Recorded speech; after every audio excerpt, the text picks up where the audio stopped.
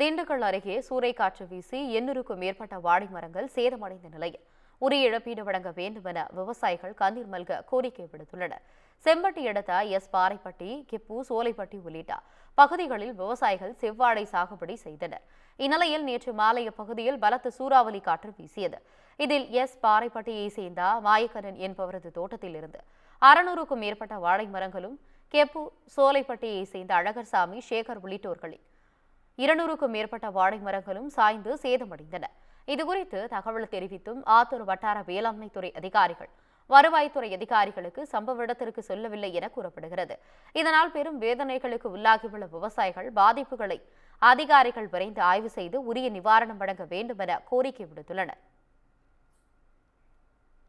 நாங்கள் இந்த ஏரியா பாறைப்பட்டி கிராமத்தில் ஒரு 3 ஏக்கரில் செவ்வாழை பயிரிட்டு இருக்கோம்.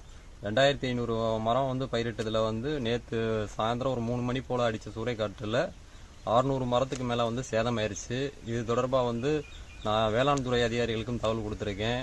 விவோ வருவாய்த்துறை அதிகாரிகளுக்கும் தகவல் கொடுத்து இதுவரைக்கும் எந்த ஒரு அதிகாரிகளும் என் இடத்த பார்வையிடலை.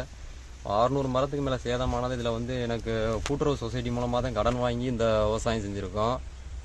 இதுவரைக்கும் யாரும் பார்வையிடலை. எனக்கு தமிழக அரசு முதலமைச்சர் இதுக்கான ஒரு நடவடிக்கை எடுத்து இதுக்கான உரிய ஒரு இழப்பீடு வழங்கும்படி கேட்டு